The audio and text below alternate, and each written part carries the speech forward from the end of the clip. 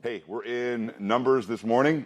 Numbers, for those of you who don't know, is not a book about math in the Bible.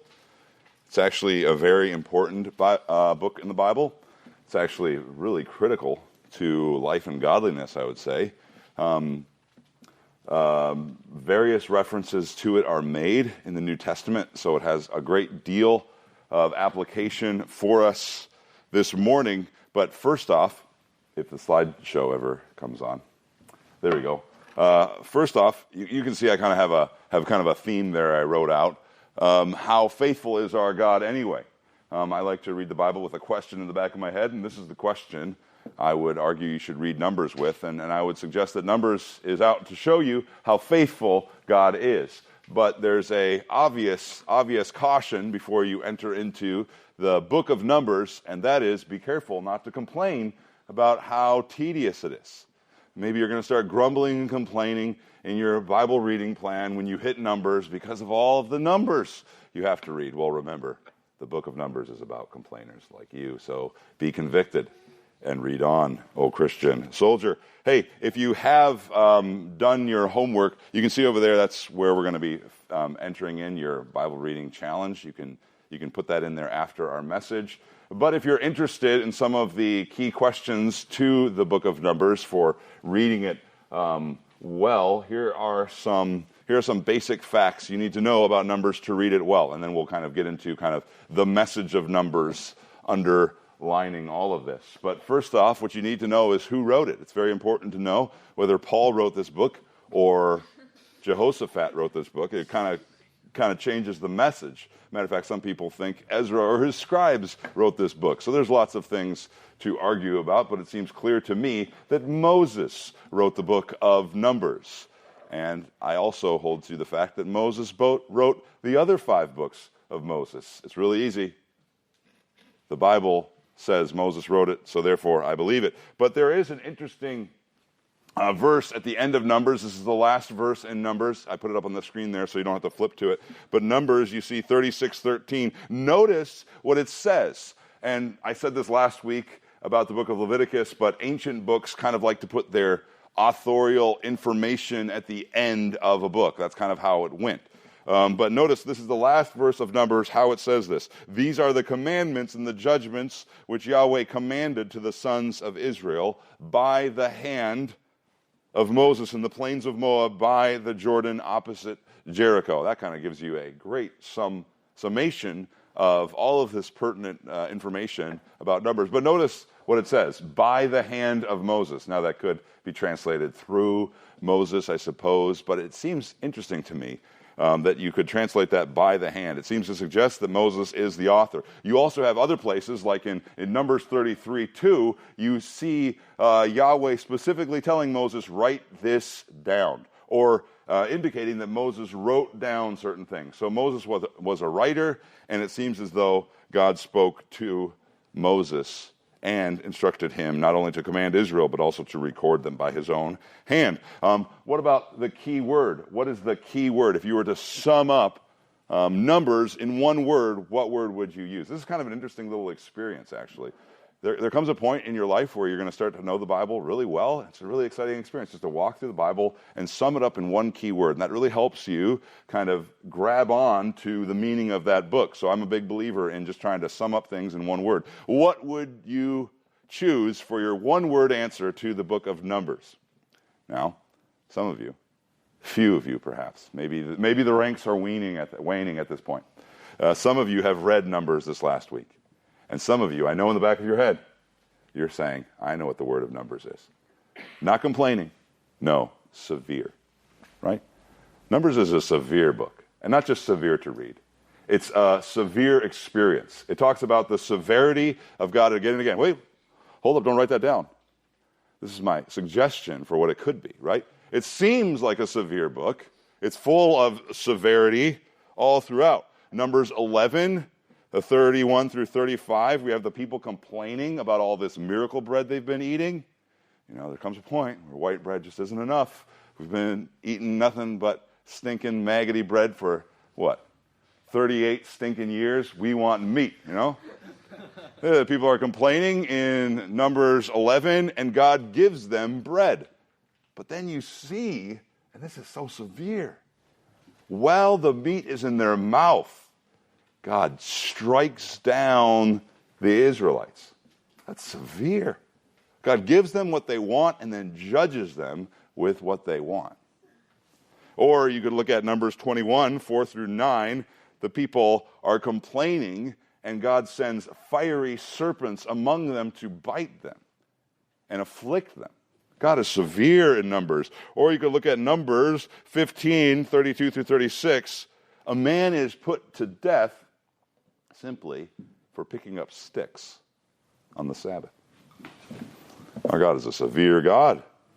And this whole book is about a whole generation of Israelites dying off in the wilderness. You could estimate somewhere around 1.2 million people are scattered in graves throughout the wilderness because of the severity of our God. There's bodies everywhere following the children of Israel. Our God is a severe God. It is a severe book.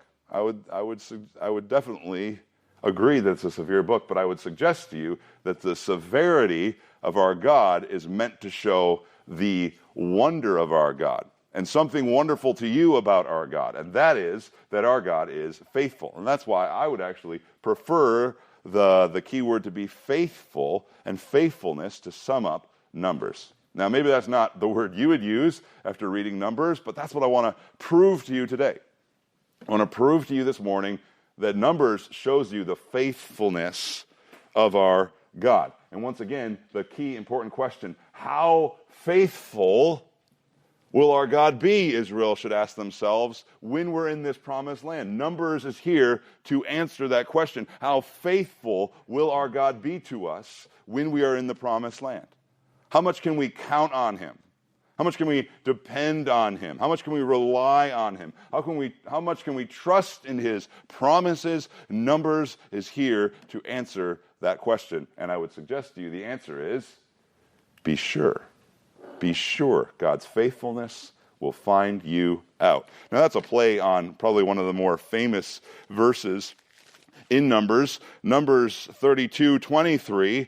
Moses is warning the people of Israel. Matter of fact, he's warning the tribes of Gad and Reuben, hey, if you are faithless to the Lord, he says this, be sure your sin will find you out. And that's what all of Numbers is kind of showing us, right? Your sin will find you out. It may be a small thing. It may be just a little complaining in the heart, but be sure your sin will find you out. Why? Because God is faithful. But be sure God's faithfulness will find you out. You could look at it either way. God will be faithful. You can count on that. And Numbers shows you this lesson in shocking ways, surprising ways, wonderful ways. And that's what I want to talk to you about. Be sure God's faithfulness will find you out. When was it written? When and where? We'll sum these up in one. You've already seen it in the verse 36:13, but just to sum up, right, it was written in the plains of Moab. And for those of you that don't know where the plains of Moab are, I'll go back. That is right across the Jordan River. So they're looking in on the promised land. They're ready to go in, right? The book of Joshua starts, and they are in the plains of Moab, ready to go into the promised land. So the children of Israel are ready to go, ready to start, ready to conquer the land. They're no longer wandering around in the wilderness. They're looking at God's promises with their eyes, and they're ready to follow and obey. That is where Numbers was written. It seems very clearly that it was then, because, once again, Numbers 36:13 tells us that God spoke to Moses on the plains of Moab. And what is the essential why? To whom? This is important too. Who was Moses writing to? He was writing to the second generation of Israelites. Not the first generation that died out in the wilderness, but he's writing to the second generation, those kids that saw their parents rebel and now are walking into the promises that God had promised to their parents. By the way, this is where the plains of Moab would be. This is brought to you by the ESV Study Bible, a very helpful study Bible, especially with its maps. You can see they had to skirt the land of Moab there, but now they're right next to the Jordan River, right above the Dead Sea, if you can see that faint little line. But how? How does Numbers show you that God is faithful? And how does Numbers impress upon you the faithfulness of our God in surprising, shocking, and wonderful ways? Well, first off, I would say, I'm sorry, slideshows. Why? Let's skip that one. All right, let's skip that one too.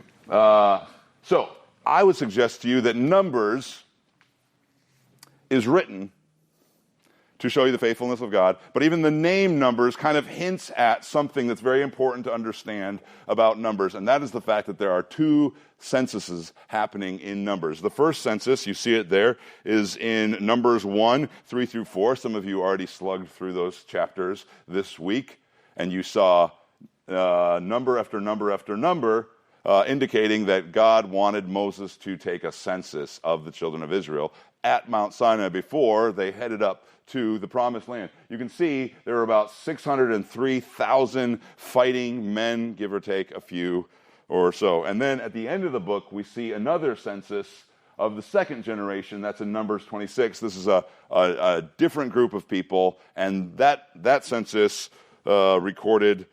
1,730 fighting men. So these are the two censuses in Numbers, and this is kind of what the name Numbers is getting at. Although I would suggest maybe, faithfulness is good, but I kind of like the name Numbers because it kind of brings this out, right?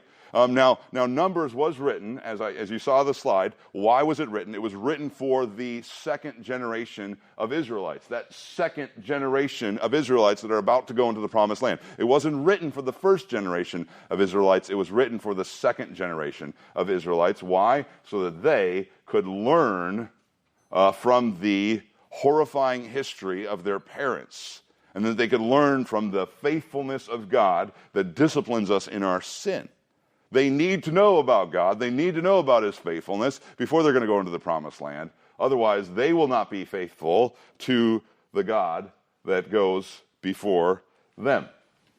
So this is how we're going to break down the book. We're just going to kind of walk through the book, talk about kind of the two big portions of the book. The first part is the horror story, we'll say, the horror story of the first generation, and then the hope of the second generation. This is how I would break up the book of Numbers right there at chapter 26. Actually, all of the difficulty, the severity ends at chapter 27. That doesn't mean everything up to 27 is just the first generation. No, I'd say the second generation is experiencing a lot of the consequences of their parents' sin, but we definitely see more of a hopeful tone when we get into Numbers 26 all the way to 36. But this brings us to the horror stories from the first generation. We're going to walk through the first part of the book a little bit more detailed than the second part because, once again, this book is written for the second generation to see the horror story of the first generation and learn a lesson about the faithfulness of their God. What do we see in the first part of the book? We see 1 through 10. We see the preparations of God's people. This is kind of a little bit of a tedious read in many parts. There's this one chapter. I don't think I even gave you guys this chapter to read, but there's this one chapter where all of the heads of houses, it's number 7, are bringing gifts. And at about tribe 3, you start realizing, man, they're bringing the exact same gift. And man, it's the exact same gift. Man, you'd think we could have summed this up a little bit more, but no, it's 89 verses of the same gift. I refer to it as the 12 days of giftmas. That's my favorite title for that. But there's a lot of instructions. There's a lot of preparation for Israel to both, travel through the wilderness and also live a life of justice and purity in the Promised Land. God is preparing Israel for travel. He is preparing them to be able to deal with problems like court issues, righteousness issues, purity issues. He's preparing them to travel. Matter of fact, you see Numbers chapter 1, they're numbered for warfare, and then in Numbers 2, they're instructed to camp in a way that's kind of for defense or for protection. They're being prepared by God to travel through the wilderness. And the simple point of these 10 chapters, if I was to sum it up, the simple lesson is Yahweh gives his people what they need for their journey. That's what you see in the first 10 chapters of Numbers. God is sufficient and faithful to prepare his people for travel. They don't go and get to the border of the promised land and fail because of some inadequacy on God's part. No, God has prepared them for everything. God is like that parent before a trip that knows everything you need and tells you everything you need to grab, including that water bottle and that bathroom break. And you fail to do that, and then you find yourself in trouble. And your father or your mother sits in the front seat and is like, I told you. I had you prepared. But did you listen? No. God prepares his people, the preparation of the people. But then we look at the rebellion of God's people. And let's be honest, grumbling is from day one. Matter of fact, 3 days into their journey from Sinai, right? They're grumbling. Numbers 11, 3 days into their journey. Now remember what they saw at Sinai. They saw a mountain with flames coming out of it, smoke coming out of it, right? They saw severe judgment for idolatry in Exodus 32, right? They had the tabernacle with them, which was a walking, talking illustration of the holiness of God. And 3 days removed from Mount Sinai, they are grumbling. They grumble before they get to the promised land. They grumble when they get to the promised land, and they grumble after being not allowed to enter the promised land. This is just grumbling, and this is the rebellion of God's people. And one basic point of this section is simply this: you can stand at the edge of God's promises. You can even be looking into the promised land. You can be delivered from slavery.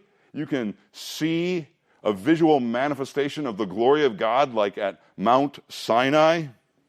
And you can still refuse to believe. You can still assume the worst about God and refuse to have faith. By the way, this is kind of what the letter of Hebrews in the New Testament is all about. The letter of Hebrews constantly goes to this picture of numbers. You can be at the edge of the gospel. You can be from the outside looking in so close, right? You can be in the church. You can be in the youth group. You can read your Bible every day. You can do all of these things that make you look like a Christian. You can be at the edge of the promises and still, knowing all of this, having all of these experiences, having tasted the sweetness of the goodness of God, you can still refuse to obey. You can still assume the worst about God and assume the best about your sin, right? You can still say, man, kind of feel like I had it pretty good back in Egypt. Not sure if I want to go through this whole promised land thing. Turn over to Numbers 14. Numbers 14. This is when the children of Israel get to the edge of the promised land, Kadesh Barnea. They send 12 spies in. The spies come back, bring a bad report. And Numbers 14 verse 2 says, and all the sons of Israel grumbled against Moses and Aaron. And the whole congregation said to them, would that we had died in the land of Egypt, or would that we had died in this wilderness. Look at this. I wish we would have stayed in Egypt. I wish we would have died in Egypt. I wish we would have died in this wilderness. I wish I would have been in that plague that struck me for wanting meat. Would that we had died in the wilderness. And then verse 3, and why is Yahweh bringing us into this land to fall by the sword? Our wives and our little ones will become plunder. Would it not be better for us to return to Egypt? Notice, they're assuming the worst about God, and they're assuming the best about rebellion, right? I had it pretty good back there in Egypt. I had it pretty good in the wilderness. Would that we had died in the wilderness rather than go into this land that consumes its inhabitants. And then jump down to verse 7, and they spoke Caleb and Joshua then spoke to the people. The land which we passed through to spy out is an exceedingly good land. They're rebuking the people for their unbelief. And notice what they say about God. They say the land is good, but then in verse 8 they say this about Yahweh, their God. If Yahweh is pleased with us, then he will bring us into this land and give it to us, a land which flows with milk and honey. But as for you, only do not rebel against Yahweh and do not fear the people of the land, for they are our bread. Their protection has been removed from them, and Yahweh is with us. Do not fear them. Now you could say, this is a great response, right? This is the way you should respond, having seen what God has done to the Egyptians. And having seen the manifestation of God at Mount Sinai, this is how you should respond, right? They are bread. They're just bread. Don't we see how easy it is for our God to do all things? Do not fear. If God is pleased with us, he will bring us into this land. Our God is faithful, right? But no, the people preferred to assume the worst about God and assume the best about sin and the life of rebellion, right? And then notice, I'll just jump back over to verse 11. Notice, this rebellion didn't just come from nowhere. The people didn't rebel at Kadesh Barnea, right outside the promised land, just off of a fluke, right? Their rebellion and unbelief was in the making already. They came out of Egypt, rebellious in heart. They left Mount Sinai, rebellious in heart. They left Mount Sinai naturally, innately, believing the best about sin and the worst about God. And look over in Numbers 11, and this will just shock you into the capacity your sin has to lie to you and betray you. Chapter 11, verse 1, now the people, this is before they get to the promised land, became like those who complain of calamity in the ears of Yahweh, and Yahweh heard it. And his anger was kindled, and the fire of Yahweh burned among them and consumed some of the outskirts of the camp. And the people cried out to Moses, and Moses prayed to Yahweh, and the fire died. So the name of the place was called Taberah, because the fire of Yahweh burned among them. But then notice verse 4, and the rabble who were among them had greedy desires.